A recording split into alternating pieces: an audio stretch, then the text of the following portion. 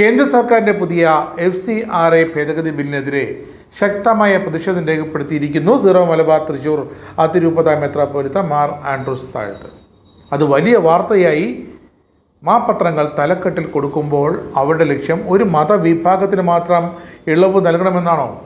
പുതിയ ഭേദഗതികൾ ഭരണഘടനാ വിരുദ്ധവും പൗരാവകാശങ്ങളുടെ ലംഘനവുമാണെന്ന് മാർ ആൻഡ്രൂസ് താഴത്ത് പറയുന്നത് എങ്ങനെ അംഗീകരിക്കും?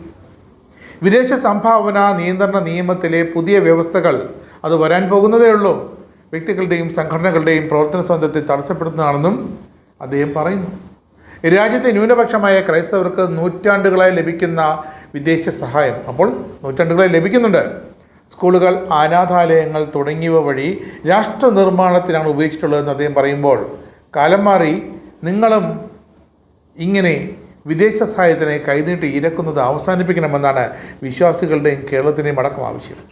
അത് മനസ്സിലാക്കണം. നമ്മുടെ ബിഷപ്പുമാരുടെ അടക്കം ഉറക്കം കെടുത്തുന്ന ഫോറിൻ കോൺട്രിബ്യൂഷൻ റെഗുലേഷൻ ആക്ട്, ഇത് പ്രകാരം ഹിന്ദുവോ മുസ്ലിമോ ക്രിസ്ത്യാനിയോ വിദേശ പണം സ്വീകരിച്ചാൽ, സംഭാവന വാങ്ങിയാൽ ആ പണം ഇന്ത്യയിൽ എന്തിനുപയോഗിക്കുന്നു എന്ന കണക്ക് കാണിക്കണം. ഈ നിയമം ഈ ചില ബിഷപ്പുമാർ മാത്രം എന്തിനാണ് ഇങ്ങനെ എതിർക്കുന്നത്? ഇത് എങ്ങനെയാണ് ഒരു ന്യൂനപക്ഷ വിരുദ്ധ നിയമമാകുന്നത്? വിദേശത്ത് നിന്നും ഡോളറായോ ദിനാറായോ റിയാലായോ ഒക്കെ വരുന്ന സംഭാവനകൾക്കാണ് ഇന്ത്യയിൽ സ്വീകരിക്കാനുള്ള ആ അനുമതി. അത് വ്യക്തിക്കല്ല, സമൂഹത്തിൻ്റെ ഉന്നമനത്തിന് വേണ്ടിയുള്ളതാകണം. അതാണ് അടിസ്ഥാന തത്വം. അപ്പോൾ പിന്നെ ഈ വിദേശ പണം കിട്ടിയാലേ ബിഷപ്പുമാർ പറയുന്ന വ്യക്തികളുടെയും സംഘടനകളുടെയും പ്രവർത്തന സ്വാതന്ത്ര്യം ഉറപ്പുവരുത്താനാകൂ എന്നൊക്കെ പറയുന്നത് എന്തടിസ്ഥാനത്തിലാണ്? ഇപ്പോൾ ചാനൽ റിപ്പോർട്ടർമാർ നിർബന്ധിക്കുന്നത് കേരളത്തിലെ BJP സ്ഥാനാർത്ഥികൾ ഈ ആക്ടിനെപ്പറ്റി പ്രതികരിക്കണമെന്നാണ്. 2025 കേന്ദ്രം തുടക്കമിട്ടതാണ് ഫോറിൻ കോൺട്രിബ്യൂഷൻ റെഗുലേഷൻ ആക്ട് ഭേദഗതിയെ. അതും കേരളത്തിലെ മാത്രം തിരഞ്ഞെടുപ്പ് വിഷയമല്ല, അതുമായി ഒരു ബന്ധവുമല്ല. SIR അല്ല, FCRA എന്നുകൂടി ഓർക്കണം.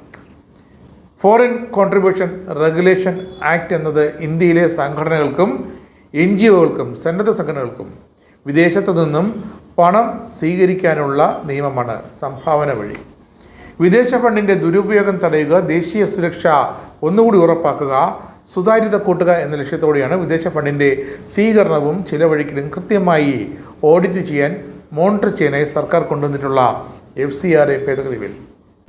ഇത് പ്രകാരം ചില മാറ്റങ്ങളുണ്ട്. ഫണ്ട് ട്രാൻസ്ഫർ നിരോധനമുണ്ട്. ഒരു NGOയ്ക്ക് ലഭിക്കുന്ന വിദേശ ഫണ്ട് മറ്റൊരു NGOയ്ക്ക് ട്രാൻസ്ഫർ ചെയ്യാൻ പാടില്ല. SBIയുടെ ന്യൂഡൽഹി മെയിൻ ബ്രാഞ്ചിലെ അക്കൗണ്ട് നിർബന്ധമാണ്.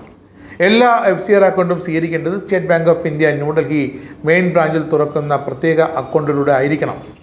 അത് നേരത്തെയുള്ള വ്യവസ്ഥയാണ്. അഡ്മിനിസ്ട്രേറ്റീവ് ചെലവിന് ലിമിറ്റുണ്ട്.